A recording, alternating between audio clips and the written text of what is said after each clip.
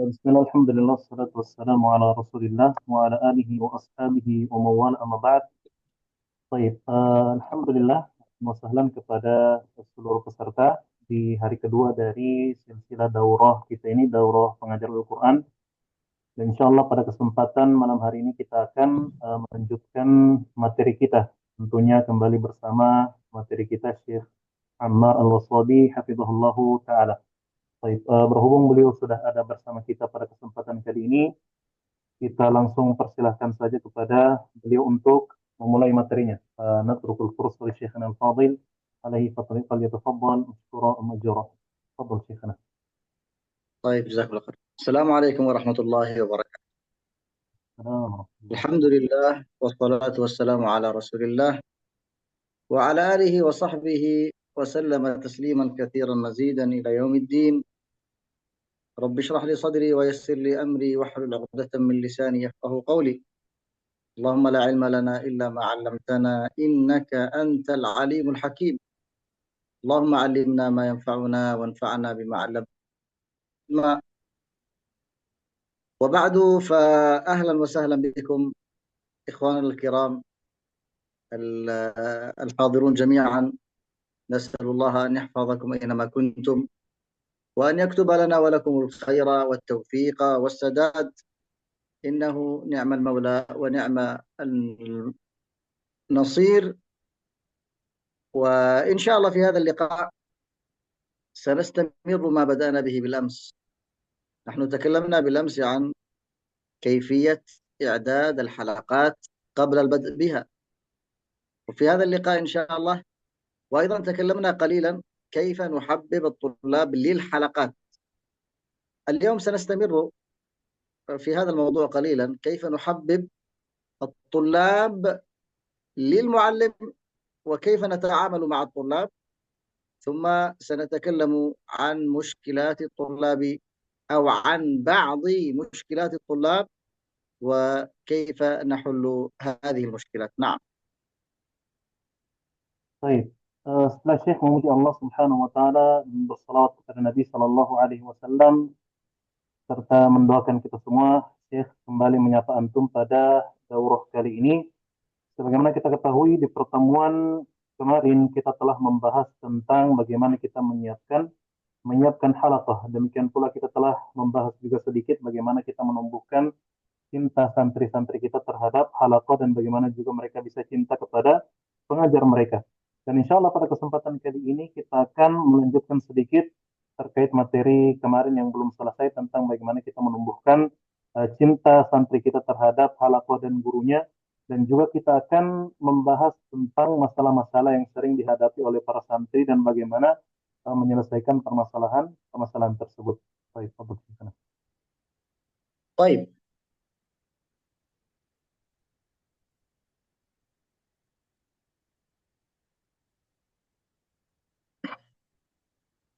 قلنا أن هناك أسبابا لمحبة الطلاب للحلقات، وهذه الأسباب قد تكون يعني حبا للمعهد، وقد يكون حبا للمنهج، وقد يكون حبا للمعلم، وقد يكون حبا للأصدقاء.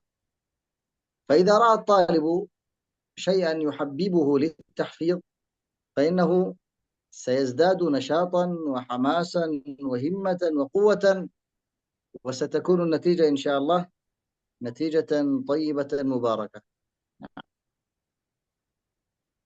Baik.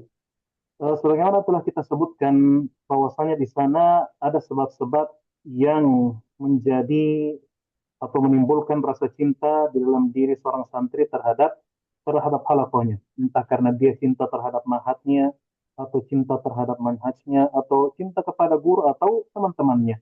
Dan ketika seorang santri melihat sesuatu yang dia cintai, maka semangatnya akan semakin bertambah dan juga akan menghasilkan hasil yang sangat baik. Baik. طيب، من الأشياء التي تحبب الطلاب للحلقات أن تكون هناك علاقة إيجابية جيدة بين المعلم والطلاب. لماذا؟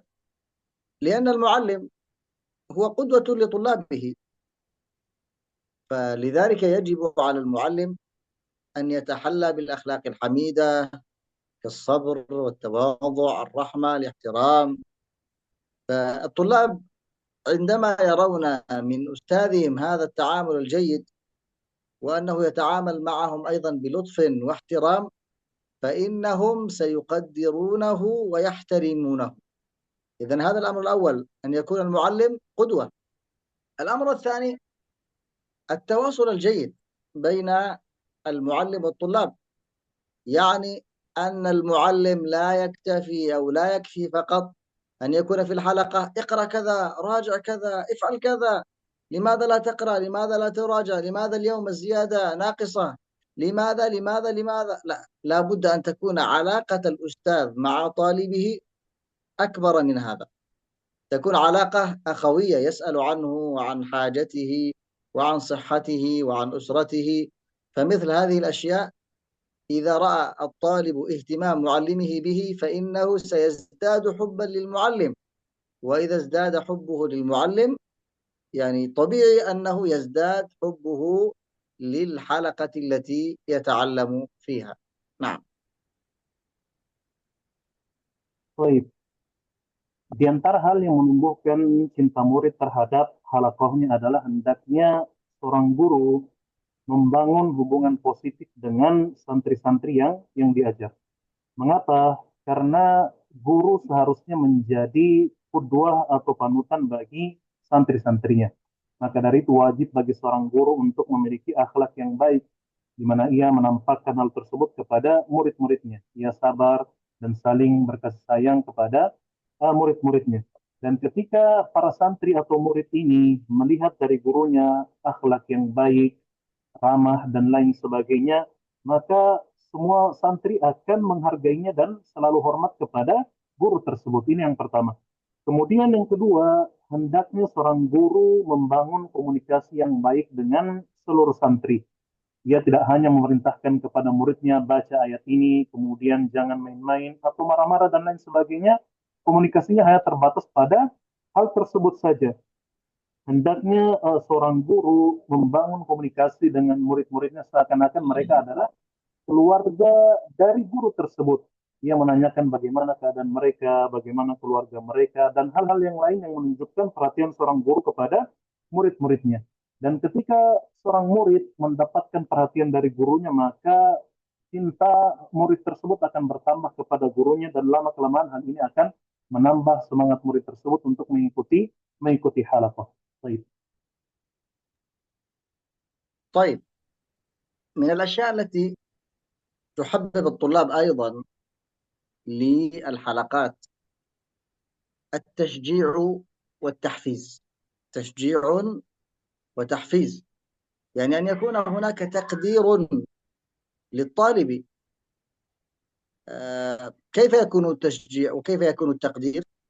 الطالب إذا قرأ اليوم خطته بشكل جيد وأتقن وانتهى من الخطة التي واجبة عليه، لا بد أن تقدره، لا بد أن تقول له أحسنت، ممتاز، بارك الله فيك، اليوم كنت رائعا، اليوم رأيت منك حماسا جيدا. مثل هذه الكلمات تزيد نشاطا وحماسا وهمة للطالب للاستقامة والاستمرار. أيضا تكون هناك مكافآت ولو كانت يسيرة، يعني مثلا أحسن الطالب وأجاد وأفاد، يعطى مثلا شهادة تقدير، يعطى قلما، يعطى كتاب صغير، يعطيه حتى يعني بعض الأحيان يكون أمرا يسيرا لا يكلف يعني 1000 روبية أو أقل من ذلك، لكن لها أثر كبير جدا في حياة الطالب. والأمر الثالث، لابد أن تحتفل بالإنجازات ولو كانت يسيرة. يعني مثلا الطالب حفظ جزءا كاملا من القرآن، نقول له الحمد لله، اليوم أنت أصبحت جيدا، اليوم أنت ممتاز، فلا بد أن نجعل هناك حفلة، احتفال يسير بين الطلاب، يعني سواء كان طعاما يسيرا أو كان عبارة عن كلمات يسيرة، فكل هذا وغيره يكون سببا في يعني حب الطالب لهذه الحلقات. نعم. Baik. Di antaranya juga yang dapat membangun rasa cinta seorang santri terhadap halaqah dan gurunya adalah hendaknya seorang guru senantiasa memberikan apresiasi kepada murid-muridnya. Bagaimana apresiasi ini? Di antaranya mungkin ketika santri kita telah menyelesaikan target hafalan atau bacaannya pada hari itu, kita memujinya dengan kalimat-kalimat yang membangkitkan semangatnya. Kita katakan, hari ini engkau terlihat sangat baik, hari ini engkau sangat mumtaz, bacaanmu bagus, dan lain sebagainya. Hal ini akan menambah semangat santri untuk melanjutkan hafalannya dan istiqomah dengan hafalan tersebut. Dan juga yang tidak kalah pentingnya adalah hendaknya kita senantiasa memberikan mukafa'ah, hadiah atau balasan kepada santri-santri kita. Mungkin di antara santri-santri kita ada yang telah menyelesaikan targetnya, tidak mengapa kita memberikan kepada mereka sebuah sertifikat atau mungkin pulpen atau mungkin kitab-kitab yang kecil yang mungkin hadiah tersebut tidak terlalu berharga, akan tetapi akan memberikan asar atau bekas yang sangat berpengaruh, membekas di dalam diri santri-santri kita. Dan juga hendaknya setiap guru juga perhatian terhadap pencapaian-pencapaian muridnya. Misalnya di antara murid-murid kita ada yang telah menyelesaikan target hafalannya 1 juz, atau mungkin pencapaian yang tidak terlalu banyak, tidak masalah kita membuat acara di antara santri-santri kita, makan-makan dengan makanan yang ala kadarnya, dan lain sebagainya. Ini juga hal-hal yang dapat menambahkan rasa cinta murid-murid kita terhadap halaqah. Baik. طيب، من الأسباب أيضا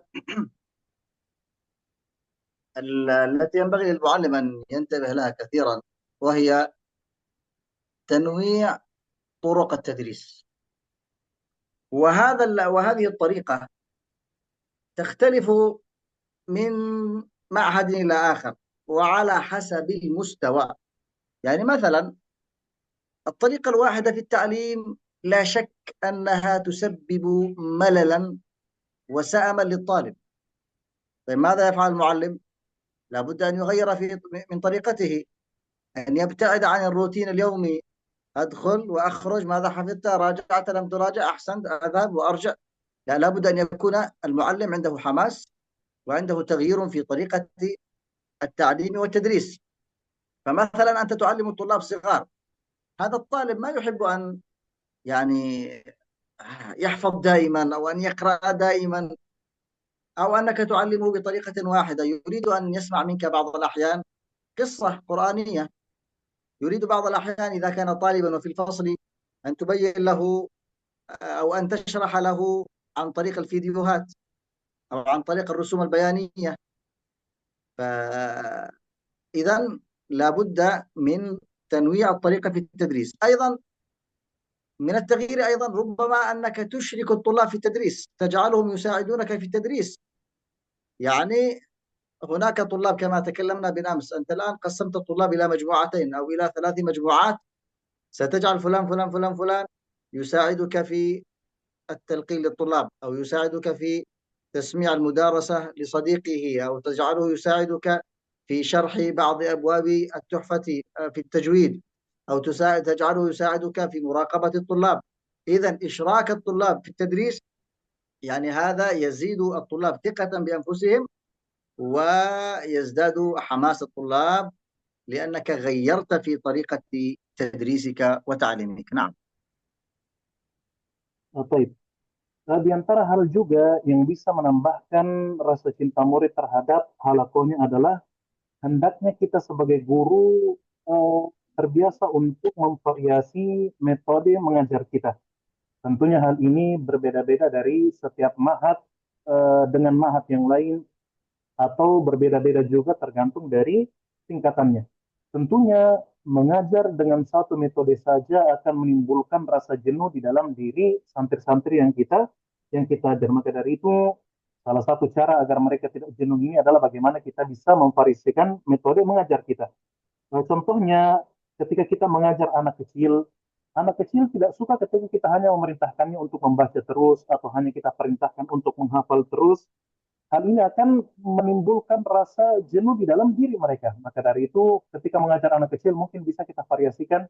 di beberapa hari kita selingi dengan membacakan kisah-kisah atau kita selingi dengan menampilkan kepada mereka video-video pembelajaran atau gambar-gambar apapun yang dimana hal ini disukai oleh anak-anak. Maka dari itu ini juga sangat berpengaruh dalam proses pembelajaran mereka. Dan di antara variasi juga yang bisa kita lakukan adalah kita bisa meminta kesediaan sebagian murid untuk bermusyarakah atau berpartisipasi dalam mengajar. Sebagaimana telah kita jelaskan kemarin, bahwasanya seharusnya kita telah membagi murid kita dalam beberapa tingkatan. Murid-murid mungkin yang memiliki tingkatan yang lebih tinggi bisa kita libatkan dalam proses pembelajaran. Entah dia membantu temannya dalam menghafal atau membantu kita untuk menjelaskan bab-bab tajwid yang belum dipahami oleh teman-teman. Hal seperti ini ketika kita biasakan akan menambahkan semangat di dalam diri murid-murid kita untuk mengikuti pembelajaran. Baik. نعم أيها الأحباب حفظكم الله. من الأسباب أيضا إظهار أهمية القرآن في الحياة اليومية. ما معنى هذا الكلام؟ المعنى أن نربط الآيات بالحياة. القرآن لم ينزل فقط ليتلى أو لكي نحفظه فقط أو نردد من غير فهم. فماذا يفعل المعلم؟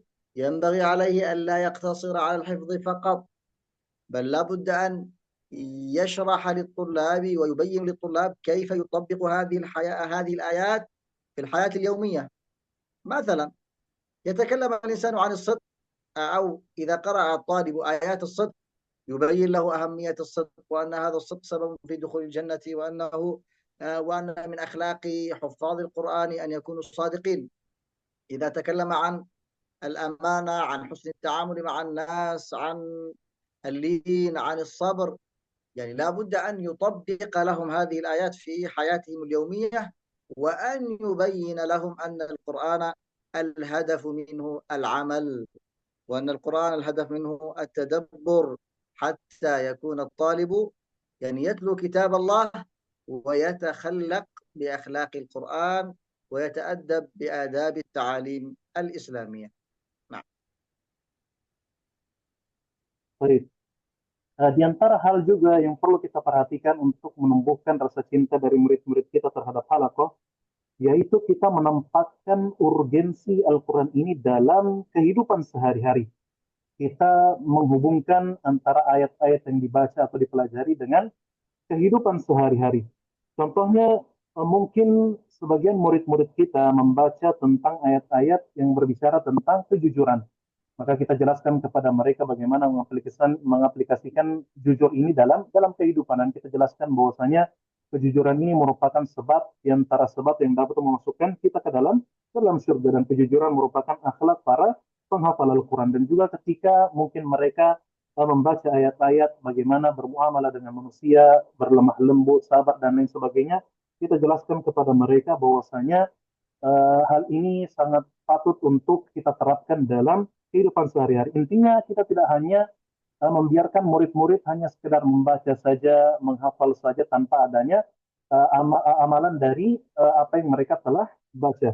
Dan kita jelaskan kepada mereka bahwasanya tujuan Al-Quran bukan cuma sekedar untuk dibacakan, tetapi tujuan Al-Quran diturunkan yaitu untuk ditadabburi dan juga untuk diamalkan. Dan ketika kita bisa memperhatikan hal ini dengan sebaik-baiknya, maka murid-murid yang kita ajarkan bisa memiliki akhlak seperti akhlak Al-Quran, dan juga memiliki muamalah yang baik yang mereka terapkan dalam kehidupan mereka. Baik. نعم، من الأسباب أيضا الصبر والتفهم. الصبر، لماذا الصبر؟ أنت كمعلم ستواجه طلاب عندهم مشكلة جدا في صعوبة الحفظ أو الفهم. ستجد طلابا ربما يعني تعطيهم الخطة مرة ومرتين وثلاث وأربع وعشر ولا يستطيع أن ينفذ هذه الخطة. ولذلك يجب على المعلم أن يكون صبورا ولا يضغط على الطلاب بشدة. اقرأ، إن لم تقرأ يعني سأخرجك من الحلقة، سأفعل كذا. نعم، هو لا بأس، كن شديدا بلطف. ما معنى هذا الأمر؟ بلطف وبحكمة. اعطي خطة تتناسب مع الطلاب وحاجي، ثم بعد ذلك شد عليهم، يعني بهذا المقدار. يعني طالب لا يستطيع الخطة مثلا 3 صفحات، لا يستطيع الطالب أن يحفظ 3 صفحات في وقت واحد. طيب ماذا تفعل؟ هل لابد أحفظ ال3 صفحات أو سأعاقبك؟ يقول أنا لا أستطيع. طيب ماذا أفعل معه؟ إذا أضغط عليه بشدة سيكره المعلم، ثم سيكره الحلقة، ثم سيكره القرآن، ثم لا ما هو الحل؟ يعني لابد أن يكون عندك تدرج وحكمة في التعامل. لا بأس، أحسنت، إن شاء الله أنك ستستطيع. اقرأ في حلقة الصبح صفحة، وفي حلقة الضحى صفحة، وفي حلقة العصر صفحة، وبذلك تكون قد انتهيت من الخطة التي أنت عليها. إذا هو سينفذ الخطة، لكن طريقة التنفيذ يكون بشكل جيد. عندنا مثلا في المعهد هو الخطة صفحات، لكن بعض الطلاب فعلا ليس كل الطلاب سواء، بعض الطلاب حفظه ثقيل جدا صعب جدا، فنبدأ معه في الحفظ مثلا في اليوم صفحة واحدة، فإذا استقام عليها لمدة شهر، شهرين، 3، 4، نزيد. أقول للمعلم اجعله يزيد صفحة ونصف، يقول ما يستطيع. لا، حاول اقرأ مثلا صفحة في الضحى، وصفحة في العصر، ونصف صفحة في العصر، والحمد لله الطالب يزيد. بعد ذلك ينتقل إلى صفحتين حتى يصل الطالب إلى 3 صفحات، لكن بعد أن يأخذ تقريبا بعض الأحيان سنة كاملة، ثم سبحان الله يستقيم في ال3 صفحات، وربما أكثر من ذلك. إذا التدرج في التعليم مهم جدا، ولا بد أن يكون المعلم صبورا وعنده صبر كثير، لأنه سيجد مثل هؤلاء الطلاب في الغالب في جميع يكون في أكثر الحلقات. نعم. Baik. Di antara hal juga yang perlu kita perhatikan sebagai seorang guru, hendaknya kita senantiasa bersabar dan paham terhadap keadaan santri-santri kita. Tentunya ketika kita mengajar, kita pasti akan mendapatkan berbagai macam masalah. Di antaranya mungkin kita akan mendapatkan santri-santri kita yang sulit untuk menghafal. Di antaranya juga mungkin ada santri-santri yang telah diberikan target pencapaian, akan tetapi mereka tidak bisa menuntaskan target tersebut. Maka wajib bagi seorang guru untuk senantiasa bersabar terhadap hal tersebut dan jangan menekan murid-murid dengan sangat keras dengan mengatakan kalau kau tidak hafal saya keluarkan dari halakoh. Hal yang seperti ini akan menimbulkan rasa benci di dalam diri murid-murid kita terhadap halakoh. Maka dari itu, apa solusi yang terbaik bagi santri-santri atau ketika menghadapi masalah seperti ini, yaitu dengan mengajar mereka secara bertahap. Misalnya mungkin kita memiliki target untuk menghafal 3 halaman di satu waktu halakoh, dan mungkin sebagian murid-murid kita tidak mampu untuk menghafalkan 3 halaman sekaligus dalam satu waktu halakoh. Tidak masalah, kita memberikan kesempatan kepada mereka untuk menyetorkan di waktu subuh 1 halaman, waktu duha 1 halaman, di waktu asar 1 halaman, sehingga dia dapat menuntaskan target tersebut. Dan juga kita perlu mengajar mereka secara bertahap. 1-2 bulan mungkin kita tingkatkan targetnya. Mungkin awalnya dia bisa 1 halaman, perlahan-lahan kita tambah 1,5 halaman dalam satu waktu halaqah, sampai pada waktunya dia bisa menghafalkan 3 halaman tadi dalam satu waktu halaqah. Ini merupakan hal yang perlu diperhatikan oleh seorang guru, hendaknya senantiasa bertadarruj atau bertahap dalam dalam mengajar, dan juga senantiasa menyikapi segala masalah yang dihadapinya dalam hal aku dengan bersabar. Baik.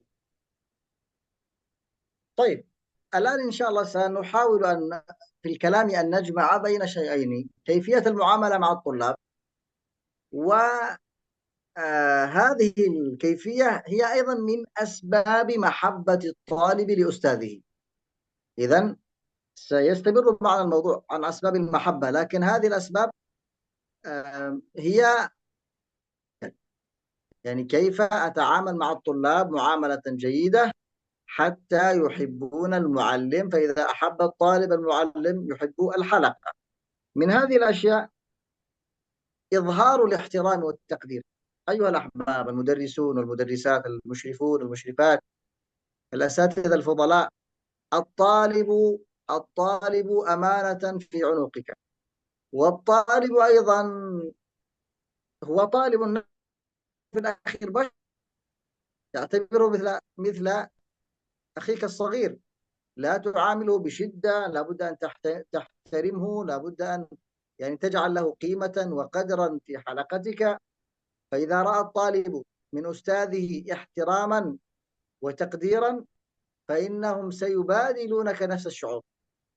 أيضا التقدير الدائم، لابد أن تقدر الطلاب، يعني الجهد الذي يبذله ولو كان هذا الجهد صغيرا لابد أن يعني تجعل له كلمات كما قلنا سابقا تحفزه: ممتاز، أحسنت، بارك الله فيك، أنت جزاك الله خيرا، يعني تركت بيتك وأسرتك وجئت في هذا المعهد لكي تتعلم كتاب الله، يعني أنت يعني بفضل الله لو استقمت على ذلك سيكون لك شأن عظيم في المستقبل، الله عز وجل يحبك ولذلك اختارك لكي تكون في الحلقات. مثل وإظهار الاحترام والتقدير للطالب، يعني هذا أمر مطلوب للمعلم من خلال معاملته مع الطالب، لأن هذا الأمر مهم جدا لكي يحب الطالب هذا المعهد وهذه الحلقة التي يدرس فيها. Baik. Berikutnya kita akan membahas hal-hal atau bagaimana kita bermuamalah dengan muamalah yang baik terhadap murid-murid kita. Dan ketika kita dapat mewujudkan muamalah yang baik ini, sekaligus juga akan menumbuhkan rasa cinta dalam diri murid-murid kita terhadap gurunya. Di antara hal yang pertama yaitu bagaimana kita menampakkan rasa hormat kita dan apresiasi kita kepada murid-murid yang kita ajarkan. Sebagai seorang guru, kita harus selalu mengingat bahwasanya murid adalah amanah bagi kita. Maka dari itu, kita senantiasa bermuamalah kepada mereka selayaknya kita bermuamalah kepada adik kita sendiri. Kita menghormati mereka, kita menghargai mereka, kita memberikan apresiasi kepada mereka. Dan ketika seorang murid melihat penghormatan dari gurunya terhadap dirinya, maka dia akan senantiasa bertambah semangat untuk mengikuti proses proses pembelajaran. Dan juga sebagai seorang guru hendaknya kita senantiasa memberikan apresiasi kepada murid-murid yang kita ajarkan.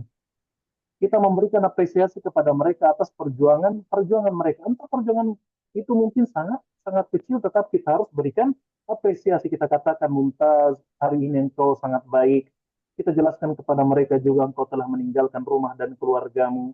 Dan kalau engkau istiqomah, eh, perjuanganmu ini akan bernilai sangat sangat besar dan bahkan Allah akan mencintaimu ketika engkau istiqomah dengan pembelajaran ini. Maka dari itu, ikhwas sekalian dan akhwat, bahwasanya muamalah yang baik ini merupakan perkara yang dituntut dari setiap setiap guru, karena ini merupakan hal yang sangat penting untuk diterapkan dalam proses pembelajaran. Baik. الأمر الثاني الاستماع الجيد للطلاب. يعني لا شك أنك يعني عندما تعلم الطلاب ستجد بعض المشكلات، وهذا المبحث طبعا مسألة المشكلات سنتكلم عنه إن شاء الله في آخر الوقت، وإذا بقي بعض الأشياء سنكملها غدا.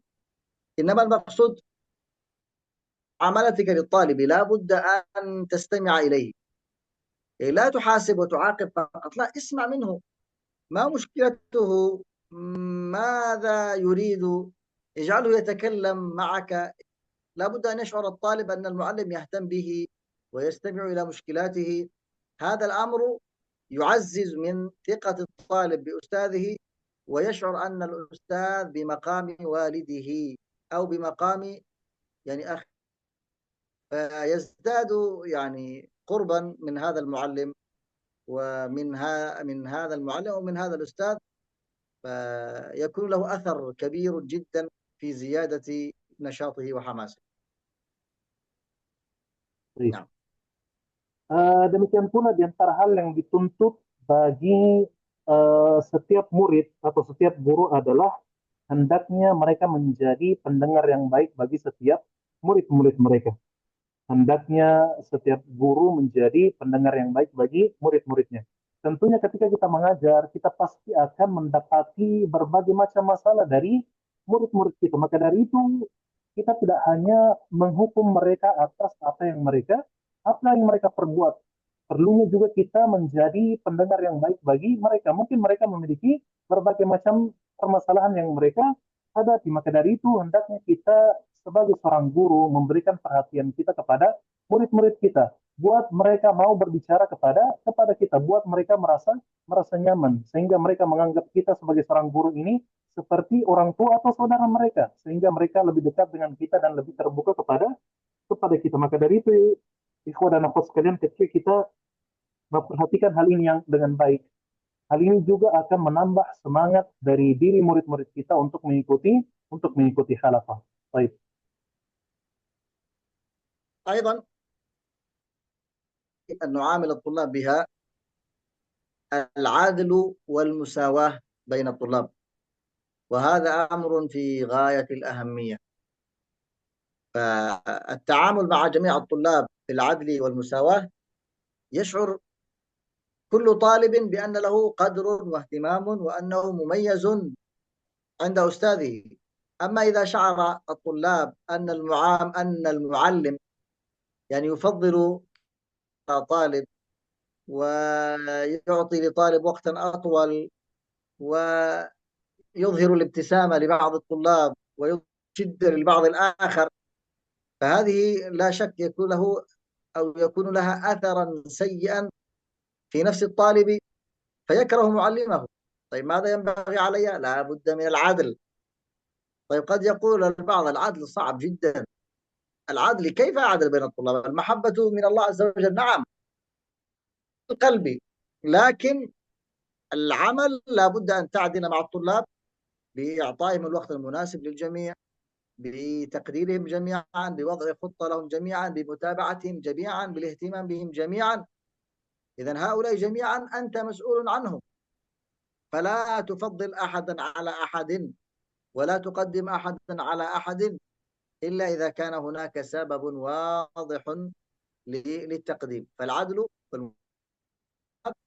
أحد الأسباب المهمة لزيادة حرص الطالب على مثل هذه الحلقات. نعم. Baik. Di antara perkara berikutnya yang perlu kita perhatikan juga adalah hendaknya kita senantiasa berlaku adil dan menyamakan semua murid-murid kita. Ini merupakan perkara yang sangat penting. Ketika seorang murid mendapati gurunya bersikap adil terhadap semua murid-murid, mereka akan merasa sangat nyaman.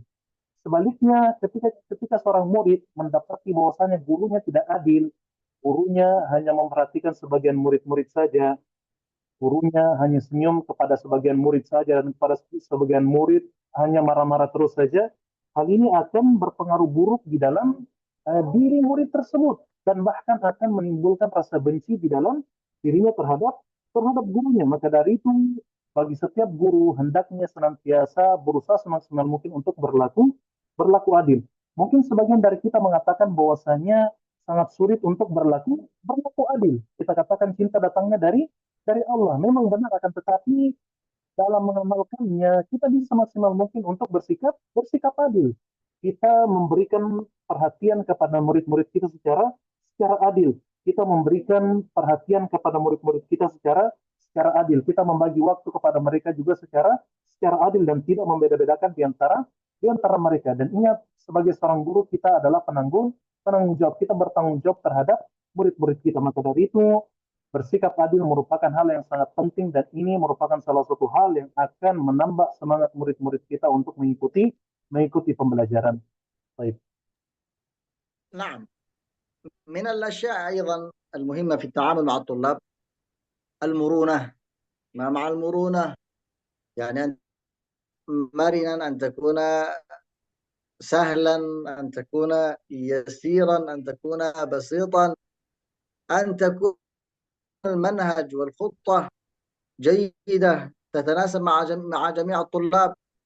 لأنكم كما تعلمون أيها الإخوة، الطلاب ليسوا سواء، بل العقول ليست سواء. ففلان يحفظ كثيرا والآخر يحفظ قليلا، فلان يقرأ مرتين ثلاث أربع خمس تجده ما شاء الله سريع الحفظ، كما كان إذا قرأ مرة واحدة يحفظ الصفحة، وآخر يكرر ويكرر ويكرر كأنه يحفر في صخرة شديدة. إذن الطلاب يختلفون، فلا بد أن تكون مرنا في التعامل معهم، لا بد أن تساعدهم، لا بد أن تعرف الفروق الفردية بين الطلاب. لا تقول له لماذا صديقك يستطيع وأنت لا تستطيع، سيقول هو فلان وأنا فلان. لماذا هو يحفظ 3 صفحات وأنت لا تستطيع أن تحفظ 3 صفحات؟ لا تقارن أبدا، لا تقارن.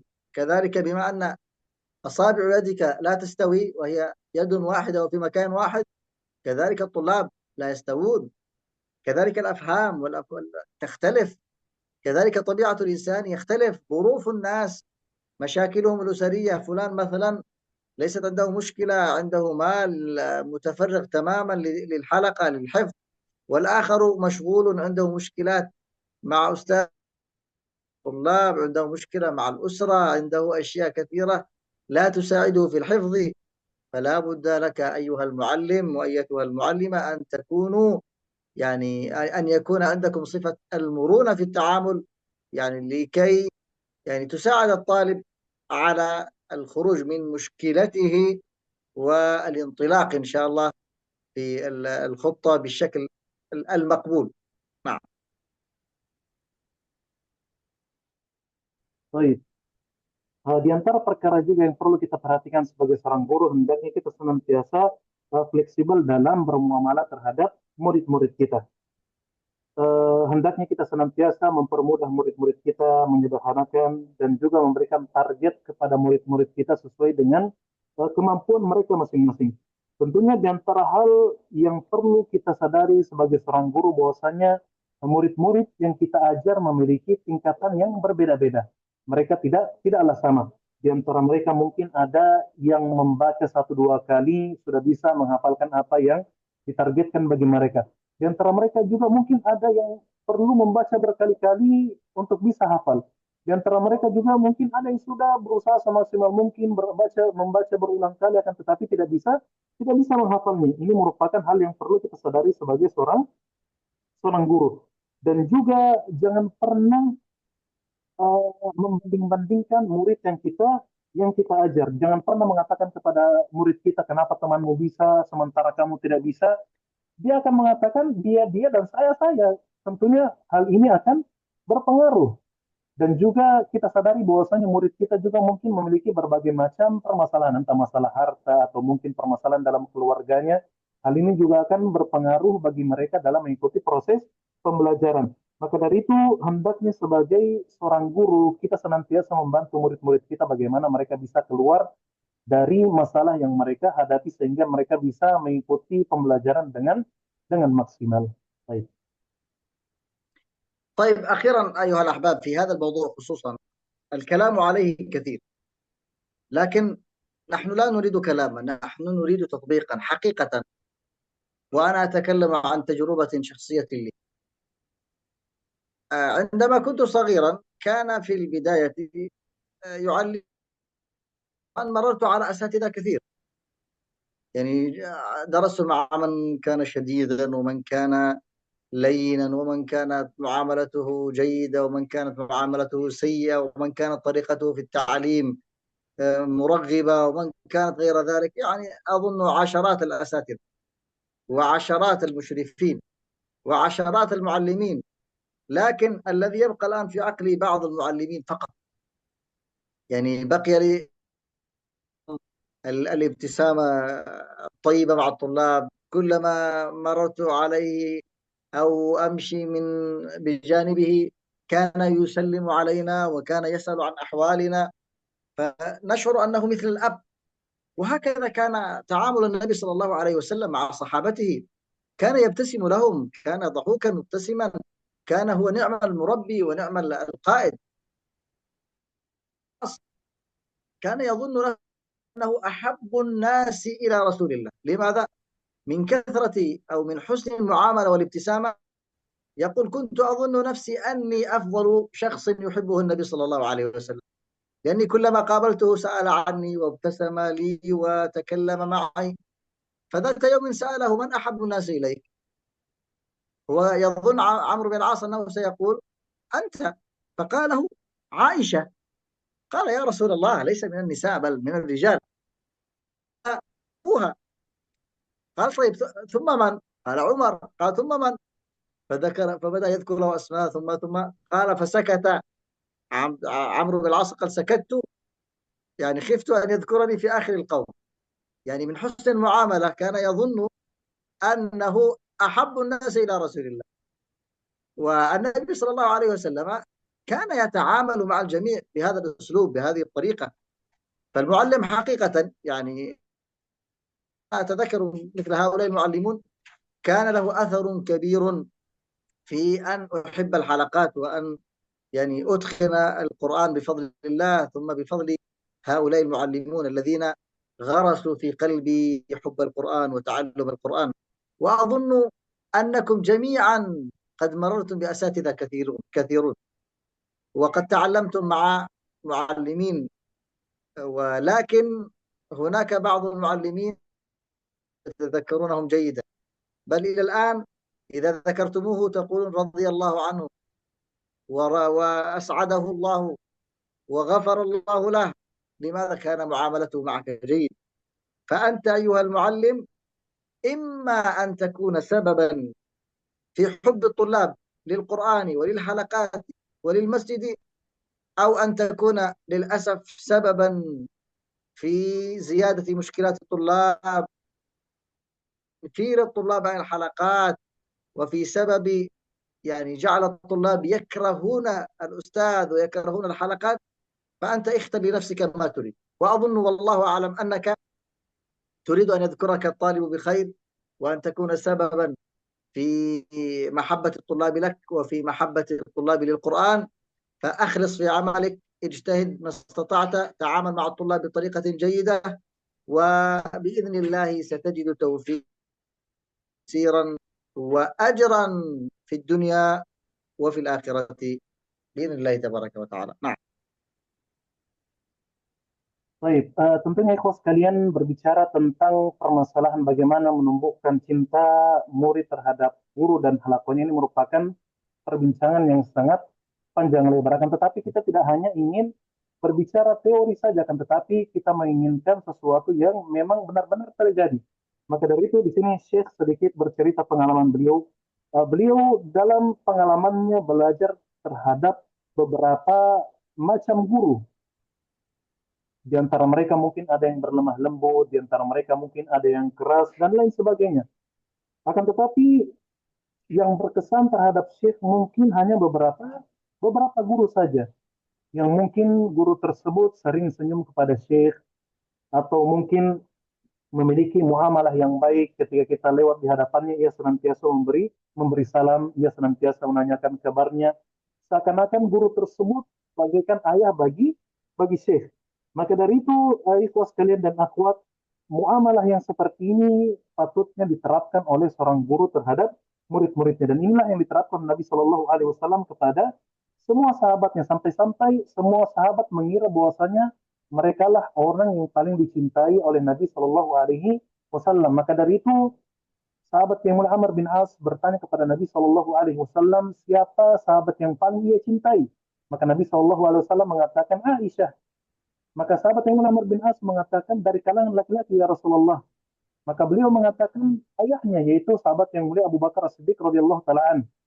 Kemudian sahabat yang mulia Amr bin As kembali bertanya, kemudian siapa ya Rasulullah? Kemudian beliau menyebutkan Umar dan menyebutkan nama-nama sahabat yang lain. Kemudian sahabat yang mulia Amr bin As terdiam dan takut untuk melanjutkan karena ia takut bahwasanya namanya disebutkan paling terakhir oleh Nabi Shallallahu Alaihi Wasallam. Intinya ikhwas kalian, baginda Nabi Shallallahu Alaihi Wasallam bermuamalah kepada semua sahabatnya, sehingga semua sahabat menyangka bahwasanya mereka adalah orang yang paling dicintai oleh Nabi Shallallahu Alaihi Wasallam. Maka dari itu, ikhwas kalian, sebagai seorang guru, tentunya kita memiliki pengaruh yang sangat besar terhadap masa depan murid-murid kita.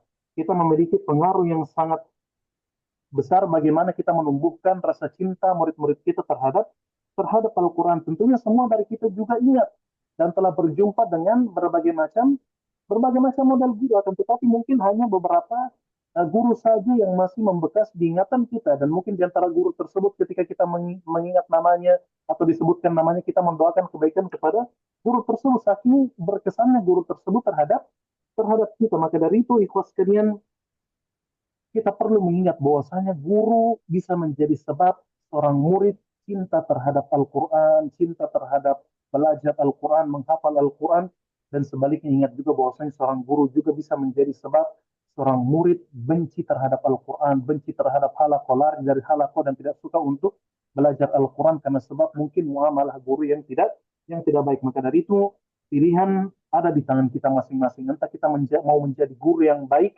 yang berkesan bagi murid-murid kita, ataukah kita mau menjadi guru yang buruk, yang memberikan kesan buruk juga terhadap murid-murid kita. Maka dari itu tentunya pilihan kita semua adalah menjadi guru yang baik, maka ikhlaslah dalam mengajar, bersungguh-sungguhlah dalam mengajar. Insya Allah Allah akan memberikan taufik kepada kita untuk menjadi guru yang baik dan juga Allah Subhanahu wa taala akan memberikan balasan dan ganjaran pahala yang sangat besar bagi kita semua insya Allah. Baik.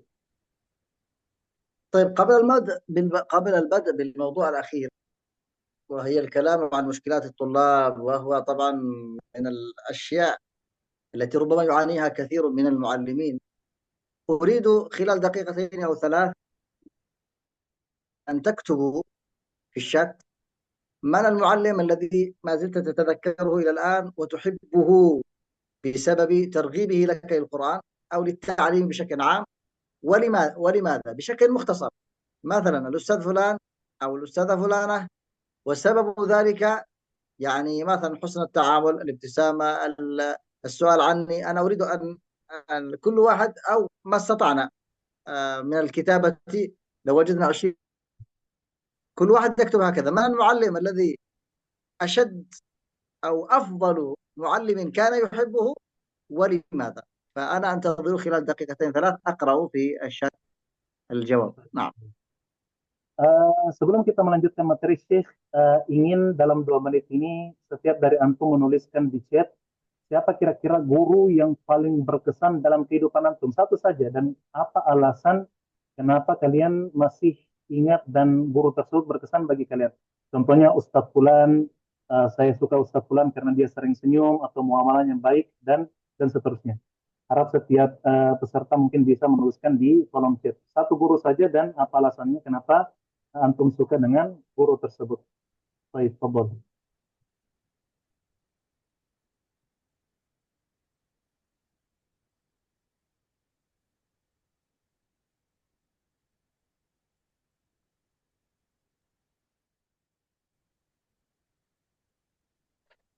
نرجو من الجميع يكتب نعم باللغة العربية والإندونيسية لا بأس، Bahasa ومن باب Arab atau النشاط، وأيضا معرفة البقية عندما يقرأ سيعرف لماذا يحبه حتى يطبق هذا مع طلابه. Baik, jangan lupa tulis sebabnya juga ya, kenapa kita suka guru tersebut, sehingga kita bisa menerapkannya bagi murid-murid kita.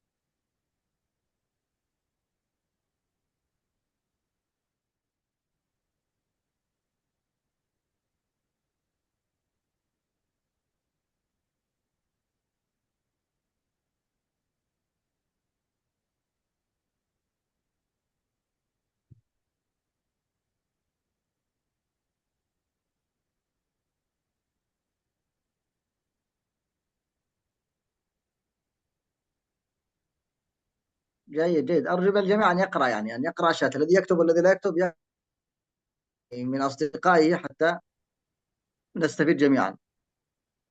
Baik, yang mungkin belum sempat menulis, antum bisa beristifadah dari tulisan teman-teman antum sekalian.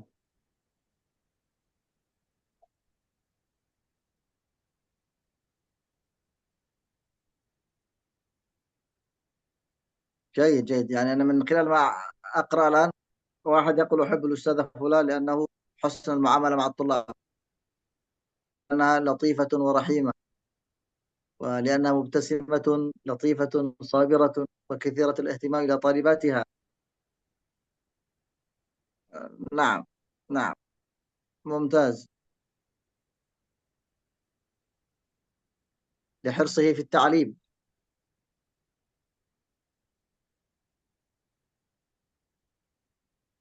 ممكن أيضا الأستاذ اقرأ بعض التعليقات للمستمعين. اقرأ لا بأس. طيب أقرأ بالإندونيسيا يا شيخنا. نعم نعم، اللغة الإندونيسية. نعم نعم. Baik. Secara singkat saja dari apa yang Anda baca dari komentar-komentar Antum, di antaranya ada yang suka kepada gurunya karena mereka sabar, karena mereka perhatian, karena muamalahnya yang baik, karena sebagian sabar untuk menjawab pertanyaan-pertanyaan dari murid-muridnya.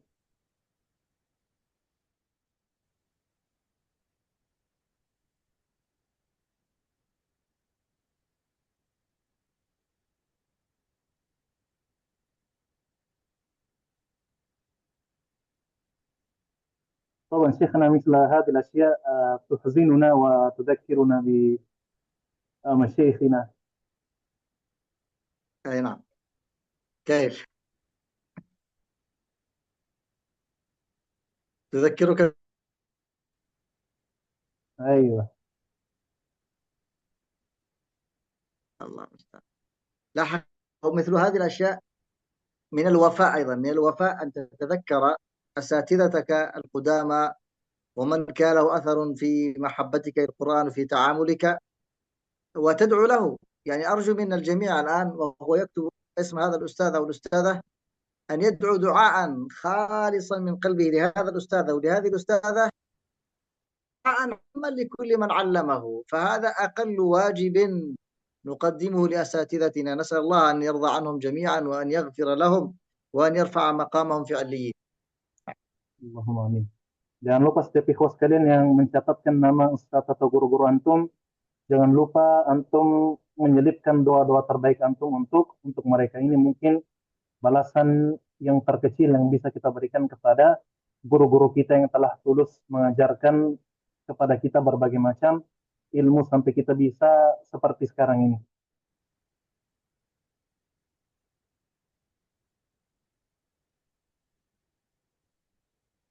طيب ما شاء الله ما شاء الله، أحسنتم أحسنتم جميعا، أحسنتم في الكتابة، وهذا يدل على حرصكم وحضوركم. وأحد يكتب الشيخ عمار الوصابي. نسأل الله أن ينفع بكم جميعا. Allahumma amin. طيب طبعا نتذكر قبل أن نتذكر أن التعليم يعتبر من الصدقات الجارية. الإنسان بعض الأحيان ليس عنده مال وليس عنده يعني صدقة يستطيع أن يعطيها دائما، وربما ليس عنده ولد صالح يدعو له أو لم يتزوج بعد، فيبقى له علم ينتفع به. فأنت إن علمت بقدر ما تعلمت بطريقة جيدة وكنت سببا في محبة وللقرآن وللعلم، والله سيكون له أثر كبير لك في حياتك. بل سيكون هذا السبب إذا أحب 4 5 10 طلاب أحبك وأحب كلام الله بسببك أنت، سيكون لك هذا الأجر إلى قيام الساعة. لأن هذا الطالب سيحفظ كتاب الله، وإذا حفظ سيكون معلما، وسيكون عنده طلاب كثر، ثم هؤلاء الطلاب طلاب، ثم يأتي يوم القيامة وعندك آلاف من الطلاب. خلاص يا رب من هؤلاء؟ سيقول الله لك هؤلاء في ميزان حسناتك. ماذا فعلت؟ فعلت أنك علمت فلان وفلان وأحببت هؤلاء الطلاب في كتاب الله فكانوا معلمين وعلموا، وكذلك ظل التعلم مستمر إلى قيام الساعة، فتجد يوم القيامة حسنات كالجبال لا تعلمها. نسأل الله أن يجعلنا من هؤلاء الذين يعلمون لله عز وجل لنا طلابا يعني يستمرون في التعليم وفي تحبيب الطلاب لكتابه تبارك وتعالى. نعم. Baik, sebelum kita lanjut ada satu pesan yang ingin disampaikan oleh Syekh bahwasanya sebagai seorang guru kita perlu menyadari bahwasanya apa yang kita lakukan ini berupa mengajar bisa bernilai sedekah jariah bagi kita. Mungkin sebagian dari kita tidak memiliki harta untuk disedekahkan setiap waktu atau mungkin di antara kita mungkin tidak memiliki anak, atau mungkin sampai sekarang belum menikah. Akan tetapi ingat, masih ada satu hal yang bisa bermanfaat bagi kita, yaitu ilmu bermanfaat yang kita sebarkan. Ketika kita menjadi sebab bagi murid-murid kita, mereka cinta kepada Al-Quran, mereka menjadi seorang ustadz, seorang alim, seorang ulama, yang dimana mereka juga nanti akan memiliki seorang seorang murid, yang dimana ketika hal tersebut terus berlanjut akan menjadi pengaruh yang sangat besar di kehidupan kita di dunia maupun di akhirat kelak. Bayangkan di hari kiamat kelak mungkin di antara kita ada yang terkaget-kaget dengan jumlah murid yang sampai ribuan murid. Mungkin sebagian dari kita bertanya-tanya, ya Allah, apa yang telah saya lakukan sehingga saya bisa memiliki murid sebanyak ini? Padahal mungkin dulu di dunia hanya segelintir saja orang yang saya ajarkan. Kemudian Allah mengatakan bahwasanya murid yang kau ajarkan tadi mengajarkan ilmu yang telah kau ajarkan, dan terus menerus seperti itu sampai mereka bisa sampai sebanyak sebanyak ini. Maka dari itu, ikhwas kalian, perlunya kita senantiasa mengikhlaskan apa yang telah kita lakukan ini sehingga hal tersebut dapat bermanfaat bagi kita sampai hari kiamat kelak. Baik. طيب، نفع الله بكم. يكفي الكتابة جيد جدا، ورأيت وقرأت بعضها سواء كان باللغة العربية أو باللغة الإندونيسية على ما فهمت بعضها. فجزا الله خيرا جميع هؤلاء الأساتذة الذين علموكم، ونسأل الله أن يتقبل منهم وأن يرفع مقامهم. وإن كان معلمكم أمهات، أجد بعض التعليقات، فنسأل الله أن يغفر لأمهاتنا وآبائنا الأحياء منهم، وأن يرحم الميتين منهم أجمعين. نعم.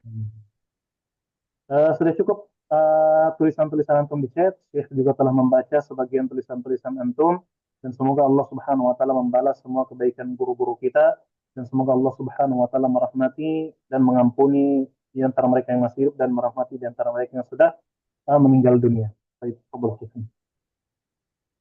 طيب، الموضوع الأخير أيها الأحباب، مشكلات الطلاب. وأين يوجد حلقة لا يوجد فيها مشكلة؟ وأين يوجد معهد لا يوجد فيه مشكلة؟ وأين يوجد مدرسة لا يوجد فيها مشكلة؟ المشكلة أمر طبيعي وظاهرة موجودة في كل مكان وفي كل زمان، لكن لا تختلف النسبة من مكان إلى آخر. يعني بعض الأماكن أو بعض الحلقات تكون مشكلة يسيرة، والبعض الآخر تكون مشكلة متوسطة، والبعض لا، مشكلة كبيرة، وبعض المعاهد كله مشكلة.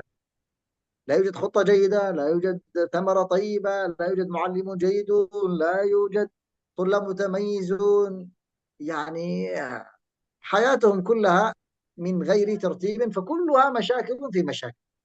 فبداية نقول معلم في حلقة، وجود المشكلة لا بد أن تكون موجود، لكن نحن نحاول أن نعرف بعض هذه المشكلات وكيف نحل هذه المشكلات حتى نخفف من هذه المشكلات. إن استطعنا أن ننتهي منها فهذا خير كثير، وإن لم نستطع أقل شيء نخفف هذه المشكلات حتى يعني تبقى قليلة وتبقى الحلقات تسير بشكل. Baik, ikhwas sekalian, kita masuk ke materi berikutnya terkait masalah-masalah yang sering dihadapi oleh santri. Tentunya kita sadari bahwasanya tidak ada halaqah yang terbebas dari masalah. Tidak ada mahat yang terbebas dari masalah, tidak ada pondok yang terlepas dari masalah. Ini merupakan sesuatu yang alamiah, yang pasti terjadi di setiap tempat maupun di setiap waktu. Walaupun mungkin persentase dari masalah ini berbeda-beda dari setiap tempat dengan tempat yang lain. Akan tetapi, kuas kalian, tidak cukup sampai di sini. Yang perlu kita sadari bahwasanya masalah pasti ada. Akan tetapi setiap dari kita harusnya senantiasa berusaha bagaimana bisa menghadapi masalah tersebut. Kalaupun masalah tersebut tidak bisa kita selesaikan secara langsung, paling minimal kita meringankan masalah tersebut sehingga lama-kelamaan juga masalah tersebut akan hilang dengan sendirinya. Baik, Fadhil Syekh. طيب، أولا سأتكلم عن خطوات عامة ينبغي علينا أن نتبعها لحل مشكلات الطلاب، سواء هذه المشكلات كانت في حلقات التحفيظ أو في أي بيئة تعليمية، سواء كانت في المدارس أو في الرباط أو في أي مكان لابد من وجود هذه المشكلات. فأنا سأعطي خطوات عامة لحل هذه المشكلات، ثم سنتكلم عن بعض المشكلات الخاصة وكيف نحلها. نعم. Baik, jadi pertama perlu kita perhatikan, Syekh akan menjelaskan kepada kita permasalahan-permasalahan umum yang mungkin terjadi di setiap lingkungan pembelajaran, entah di halaqah atau di sekolah secara umum. Kemudian Syekh akan memberikan kepada kita panduan menyelesaikan masalah tersebut. Kemudian setelah itu kita akan membahas secara khusus permasalahan-permasalahan yang sering terjadi. Baik. نعم، الخطوة الأولى الاستماع الجيد للمشكلة، تكون أذنك مفتوحا وأن تستمع للمشكلات، لا ترى مشكلات ثم لا تحب أن تسمعها، لا، اسمع جيدا للمشكلة، اعطي فرصة للطالب أن يتحدث عن مشكلته، اسمع منه، لا تقاطعه، اجعله يتكلم عن كل شيء. لابد أن تفهم المشكلة فهما جيدا، لأنك عندما تستمع من الطالب وتعرف منه ما سبب تقصيره أو ما سبب سوء أخلاقه أو ما سبب يعني عدم الالتزام، اسمع منه أولا، وبعد أن تسمع منه لابد أن تظهر التعاطف، يعني أن تقول له نعم أنا متفهم لمشاعرك، أعلم أنك تمر بظروف صعبة، أعرف أنك يعني عندك بعض المشكلات، لكن إن شاء الله سنحاول حلها، وإن شاء الله كل مشكلة لا بد لها من حل. فالاستماع الجيد للمشكلة يعني أول سبب مهم من أسباب حل أو من الطرق لحل هذه المشكلة. نعم. Baik, langkah yang pertama yang perlu kita lakukan ketika menghadapi suatu masalah yaitu mendengarkan masalah tersebut dengan baik. Kita tidak boleh alergi untuk mendengarkan setiap permasalahan yang terjadi. Maka dari itu hendaknya kita memberikan kesempatan bagi santri atau murid kita yang bermasalah untuk menjelaskan segala sesuatu yang menjadi sebab permasalahan tersebut terjadi. Apa yang menjadi sebab ia tidak bisa mencapai targetnya, apa yang menjadi sebab ia memiliki akhlak yang buruk, dan jangan pernah memotong pembicaraan mereka. Dan ketika kita telah mendengarkan permasalahan mereka, cerita dari mereka, kita juga menampakkan rasa prihatin kita terhadap mereka, dan kita juga mengatakan bahwasanya kita akan berusaha untuk menyelesaikan masalah masalah tersebut. Dan ingat ikhwas sekalian, menjadi pendengar yang baik dari setiap masalah yang kita hadapi ini merupakan sebab yang pertama yang bisa kita lakukan untuk menyelesaikan setiap permasalahan yang terjadi. Baik. الخطوة الثانية أيها الأحباب تحديد نوع المشكلة. في بعض الأحيان نجد مشكلات نريد أن نحلها مباشرة، لا، اصبر قليلا، حدد ما هي المشكلة الموجودة عندك. هل هذه المشكلة مشكلة أكاديمية، يعني مثلا صعوبة الطالب في الحفظ، ضعفه في التجويد، عدم القدرة على، فهذا يحتاج الطالب إلى يعني تركيز وتغيير في طريقة التدريس، وممكن تكرار المعلومة له. إذا كانت المشكلة أكاديمية، قد تكون المشكلة مثلا سلوكية، عدم الانضباط في الحلقة، التشويش، يعني يتكلم مع فلان فلان فلان فلان لا يريد أن يسكت في الحلقة، التحدي المستمر للمعلم، المعلم يقول افعل كذا يقول، أو يخالف دائما أمر المعلم، يعني قد يكون هذا السبب له، يعني له أسباب، عفوا، إذا كانت مشاكل سلوكية قد يكون ضعف الانضباط، قد يكون هناك مشكلة خارجية، قد يكون عنده صديق سيء. إذا تعرف أن هذه المشكلة مثلا مشكلة سلوكية، قد تكون المشكلة شخصية أو أسرية. عندما تستمع من الطالب ستعرف أن مثلا الطالب يمر بظروف أسرية، مشكلات اجتماعية، أبيه وأمه، ربما حالة طلاق وفراق، ربما هناك مشكلات أخرى. فمثل هذا الأمر أو تحديد هذه المشكلة يساعدك كثيرا في حل هذه المشكلة. نعم. Baik, kemudian langkah berikutnya juga yang bisa kita lakukan dalam menghadapi suatu permasalahan adalah hendaknya kita menentukan jenis permasalahan tersebut. Sebagian dari kita mungkin ketika mendapati masalah kita mau menyelesaikannya secara langsung. Tidak, ini merupakan langkah yang tidak benar. Hendaknya kita bersabar sedikit dan menentukan jenis dari permasalahan ini. Contohnya mungkin masalah yang sering terjadi adalah permasalahan akademik, Contohnya murid tidak bisa mencapai target mereka atau hal-hal yang lain yang berkaitan dengan akademik, maka kita bisa mencarikan solusinya entah dengan mengganti metode mengajar atau mungkin solusi-solusi yang lain yang bisa kita kita lakukan. Mungkin di antaranya juga ada masalah yang berkaitan dengan perilaku perilaku murid-murid kita. Contohnya mereka tidak mau diam di halaqah, terus berbicara, tidak disiplin dan lain sebagainya. Ini juga bisa kita carikan solusinya sesuai dengan masalah yang terjadi. Dan juga mungkin ada permasalahan yang terjadi berkaitan dengan pribadi atau keluarga santri kita.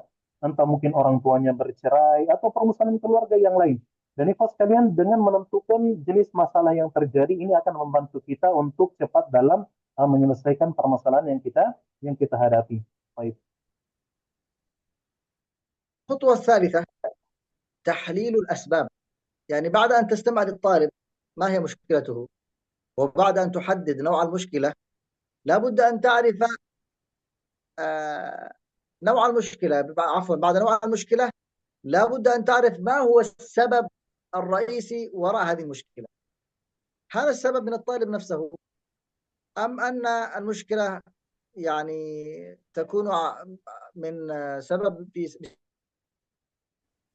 أم أن المشكلة بسبب سوء المعلم معه مثلا، أو ضغط الإدارة عليه وتكليفه بما لا يستطيع. إذا لابد أن تجمع المعلومات حول هذا الطالب. ومن الجيد أيضا أن تتحدث مع زملائه وربما مع ولي أمره للحصول على كثير من المعلومات لتعرف السبب الحقيقي للمشكلة.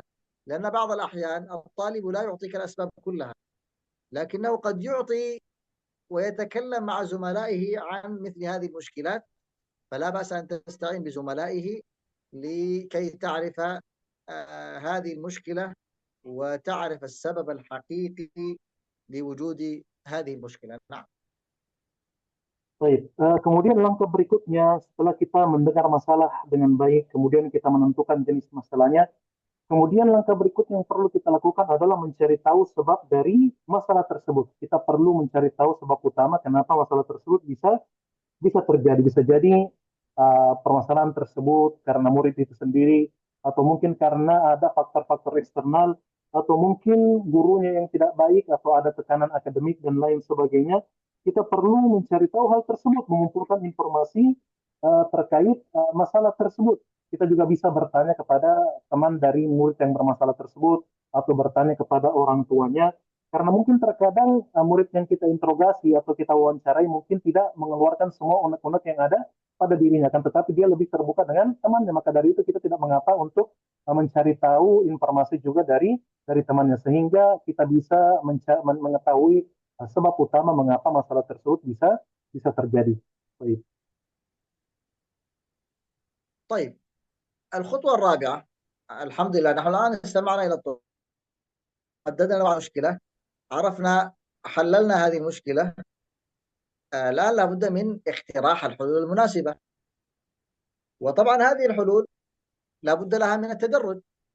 فلو كانت مثلا المشاكل الأكاديمية كما قلنا الطالب عنده صعوبة سواء في الحفظ أو الفهم، لابد للمعلم أن يغير أسلوب التدريس. قد يكون مثلا طريقته ليست جيدة في معاملة الطلاب، لابد أن يغير مثلا الخطة. قد يكون مثلا الخطة عليه ثقيل جدا، وقد يكون يعني لا يتناسب مع الوقت الذي هو فيه. لابد أن تقدم له مساعدات إضافية. مثلا هذا الطالب عنده ضعف في التحسين، فيعطيه فرصة ووقت إضافي أكثر من بقية الطلاب، لأنه مثلا لا يستطيع مرة واحدة أن يحفظ، لا بأس يحفظ مرة واحدة، لم يتقن ارجع وأعطيه فرصة أخرى. أيضا لا بد أن تشجع الطلاب على تنظيم أوقاتهم. البعض ما عنده وقت طويل لكنه لا يستطيع أن يرتب وقته وأن يدير اليوم الذي يتعلم فيه. فالمعلم يوجه الطلاب بأن يعدوا جدول يومي أو أسبوعي للحفظ والمراجعة. كل هذه الأشياء بإذن الله تكون سببا في إعانة الطالب على يعني حل هذه المشكلة. نعم. Baik. Kemudian langkah berikutnya setelah kita mengetahui sebab utama dari permasalahan yang terjadi, berikutnya kita mencari solusi yang tepat dari permasalahan tersebut. Tentunya dalam menyelesaikan masalah ini kita perlu menyikapinya secara bertahap. Contohnya mungkin ketika permasalahannya berkaitan dengan akademik, contohnya santri tidak bisa mencapai target mereka, mungkin guru bisa mengganti metode mengajar mereka, atau mungkin beban atau targetnya terlalu berat bagi murid bisa diringankan. Atau mungkin kita bisa memberikan waktu tambahan kepada mereka untuk menyelesaikan target target mereka.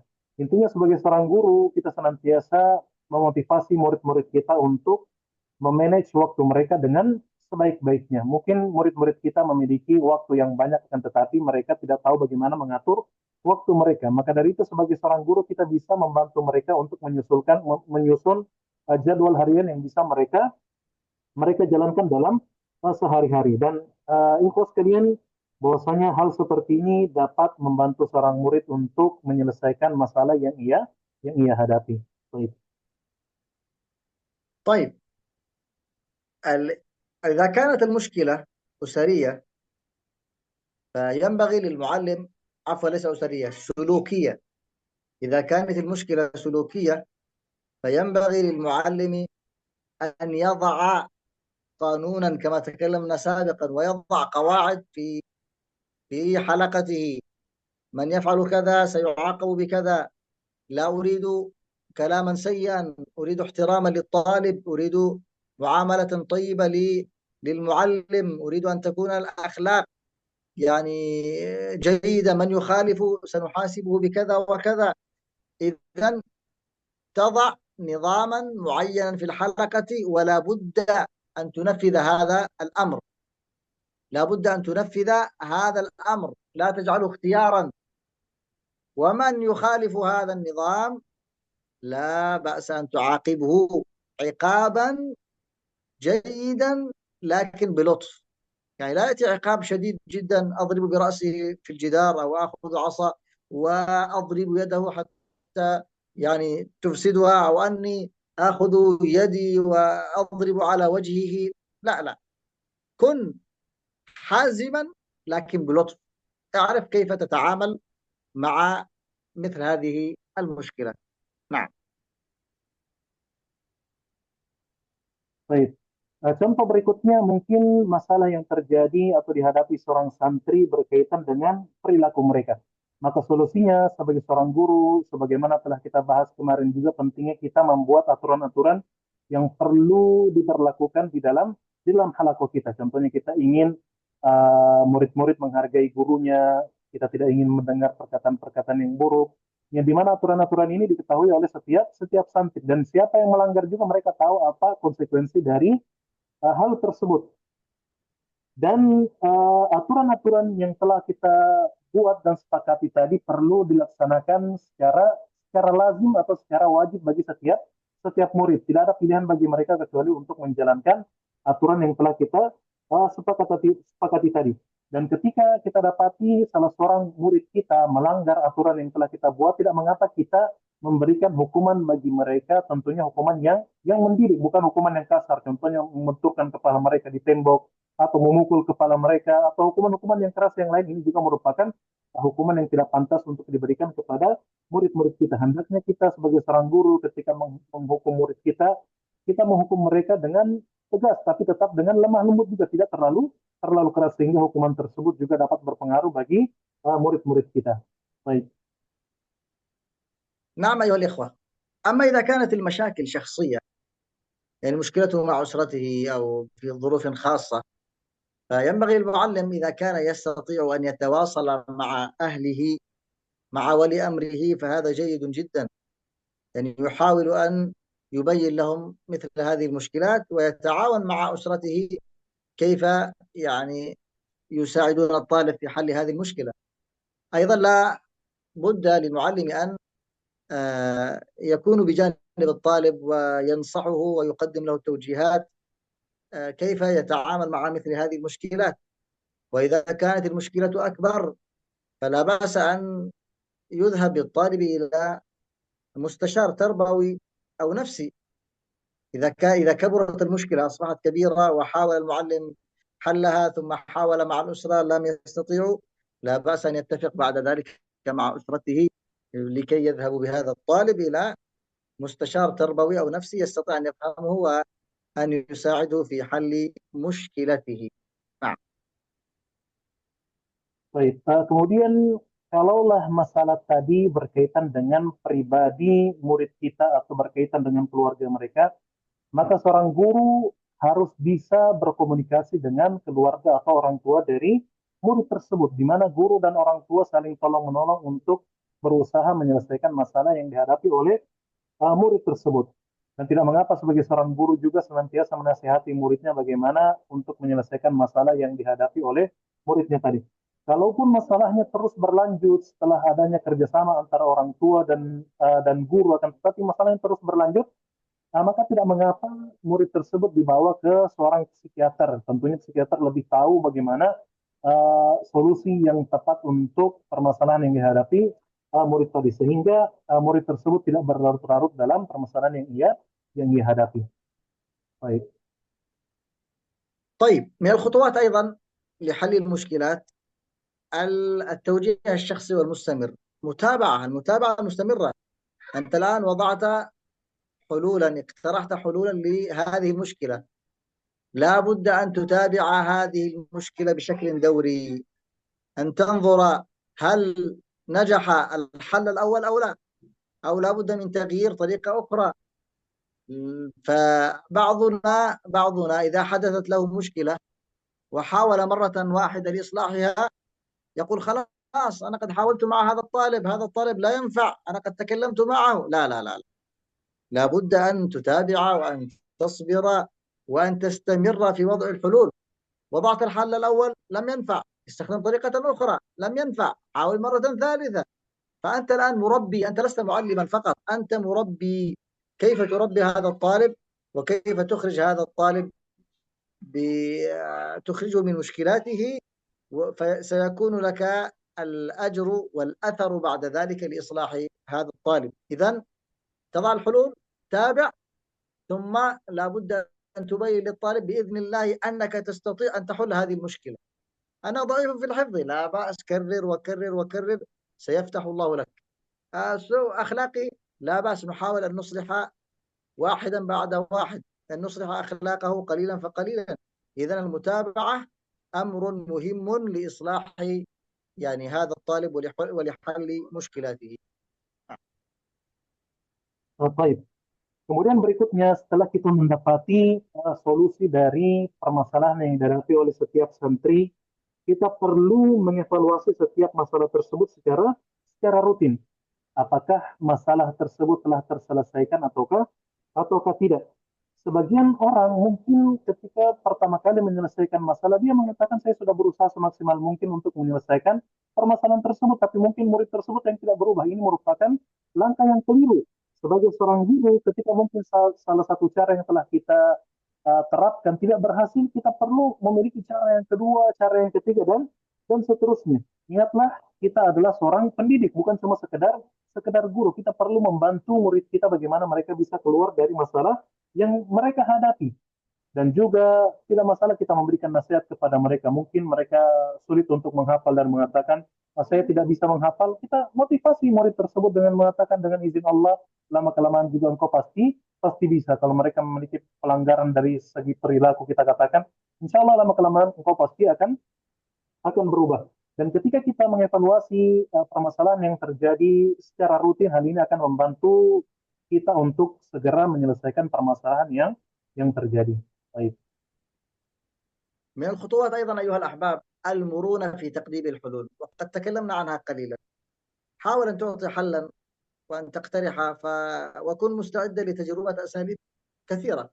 أيضا لابد أن تتعامل مع الطلاب في إيجاد الحل، يعني لا تتفرد بالحل بنفسك، بل لابد أن تشارك بقية الطلاب في مساعدتك لحل مشكلة هذا الطالب.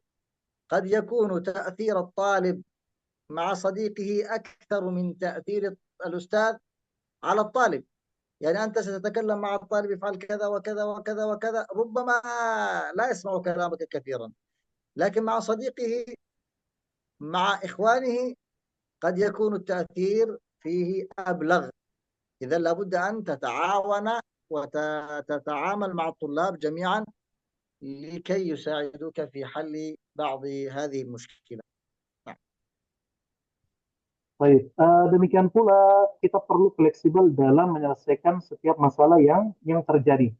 Dalam artian, jangan kita menanggung masalah tersebut sendirian. Jangan kita hanya berusaha sendirian untuk menyelesaikan masalah tersebut. Kita bisa melibatkan santri-santri kita juga untuk membantu menyelesaikan permasalahan.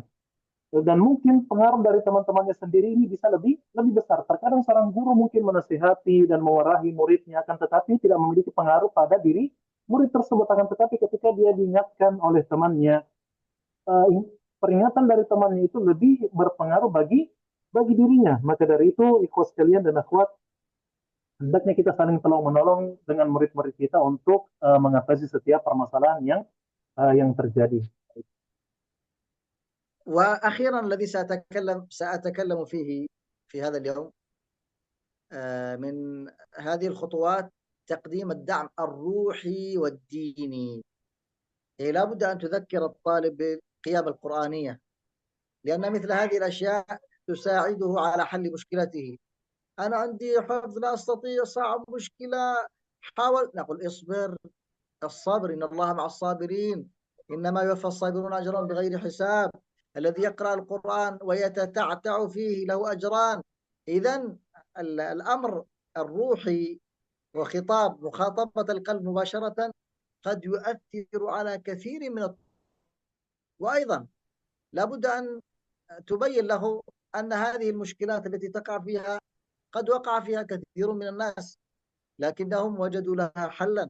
وقد تذكر له نماذجا، مثلا سواء إذا كنت تحفظ شيئا من السيرة أو من حياة السلف السابق، وكيف كانوا يتعلمون، وكيف كانوا يجاهدون أنفسهم، وكيف كانوا يسافرون من مكان إلى مكان لمدة شهر كامل ليتعلموا حديثا واحدا، كيف صبروا وثابروا واجتهدوا.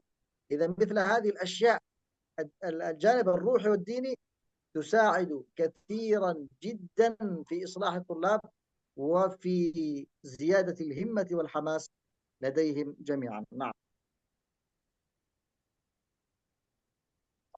Baik, tentunya juga sebagai seorang guru kita juga bisa memberikan pendekatan rohani kepada murid-murid kita untuk bisa menyelesaikan permasalahannya. Contohnya mungkin ketika kita telah memberikan saran terkait permasalahan yang dihadapi, yang mengatakan saya sangat sulit, saya tidak bisa keluar dari masalah ini. Kita katakan kepada mereka sabar. Innallaha ma'as sabirin. Sesungguhnya Allah bersama orang-orang yang sabar. Innama yuwaffas sabiruna ajrahum bighairi hisab. Kita motivasi mereka tentang keutamaan bagaimana mereka mereka bisa bersabar. Tentunya pendekatan rohani ini memiliki pengaruh yang sangat besar mungkin bagi sebagian murid-murid kita. Kita bisa menjelaskan kepada mereka juga atau kepada murid-murid kita bahwasanya permasalahan yang engkau hadapi ini sudah banyak orang-orang juga yang terjerumus dalam permasalahan tersebut, akan tetapi mereka bisa atau berhasil menyelesaikan permasalahan itu. Kalau mungkin kita mengetahui ada kisah para ulama atau kisah-kisah orang-orang soleh yang lain, kita bisa menceritakan kisah tersebut kepada murid yang bermasalah tadi. Dan ikhwas sekalian, memberikan kisah-kisah tentunya hal ini akan memberikan pengaruh yang sangat besar pada murid-murid kita. Kita ceritakan bagaimana kesabaran para ulama terdahulu dalam belajar ilmu agama ini. Di antara mereka ada yang menempuh perjalanan selama sebulan untuk bisa mendapatkan satu hadis saja. Kita ceritakan kepada mereka hal-hal atau kisah-kisah yang dapat memotivasi mereka. Dan kisah-kisah seperti ini dapat membangun semangat mereka dan juga dapat membantu mereka untuk keluar dari permasalahan yang mereka hadapi. نعم أيها الأحباب، هذه بعض الخطوات العامة لحل المشكلات بشكل عام. وإن شاء الله في اللقاء القادم غدا سنذكر بعض المشكلات الخاصة، وطبعا بشكل سريع، ثم نترك بقية الوقت إن شاء الله لأسئلتكم ولمداخلاتكم، ومن عنده إضافة أو تعليق سيكون إن شاء الله في لقاء الغد. عموما مثل هذه الأشياء نحن نعطي خلاصة ما فهمناه سابقا، ونعطي بعض الأشياء المهمة، وإلى الكلام على مثل هذه الأشياء يحتاج إلى محاضرات كثيرة وإلى دروس بالتفصيل، ويحتاج إلى معرفة الطالب ونوع الطالب، وهل هذا الطالب صغيرا أو كبيرا، وما مشكلته وما سبب المشكلة ولماذا جاءت. إذا هناك أسباب كثيرة، لكن نحن الآن في هذا المقام نعطي فقط مفتاحا يسيرا لمعرفة مثل هذه المشكلات، ولعلها إن شاء الله تساعدنا في حل مشكلاتنا مع حلقاتنا في حلقاتنا ومع طلابنا. وفقكم الله لما يحب ويرضى، رضي الله عنكم، رفع الله قدركم، والسلام عليكم ورحمة الله وبركاته. Baik, ikhwas sekalian yang dirahmati dan dimuliakan oleh Allah Subhanahu wa taala, tentunya apa yang telah disebutkan Syekh pada kajian kali ini merupakan beberapa langkah umum yang bisa kita lakukan untuk menyelesaikan setiap permasalahan yang terjadi. Dan insya Allah besok kita akan lanjutkan dengan langkah-langkah khusus yang bisa kita tempuh untuk menyelesaikan permasalahan. Setelah itu kita akan melanjutkan dengan soal jawab dengan antum semua. Mungkin di antara antum ada yang memiliki masukan, ada yang memiliki tambahan, atau yang mau menceritakan pengalamannya dan lain sebagainya, insya Allah akan ada kesempatannya atau waktunya di esok hari. Tentunya ikhwas sekalian, Syekh juga mengingatkan kepada kita bahwasanya yang seperti ini tentunya butuh pengalaman, tentunya yang seperti ini, materi yang telah kita pelajari ini, butuh daurah mungkin yang berhari-hari, akan tetapi apa yang telah disampaikan oleh Syekh dalam kajiannya kali ini merupakan kunci mendasar bagi kita semua yang bisa kita lakukan untuk mengatasi dan menghadapi setiap masalah yang mungkin terjadi di dalam proses belajar mengajar yang kita lakukan. Baik, mungkin ini saja yang bisa kita sampaikan pada kesempatan kali ini. Saya kembalikan kepada moderator kita. Baik.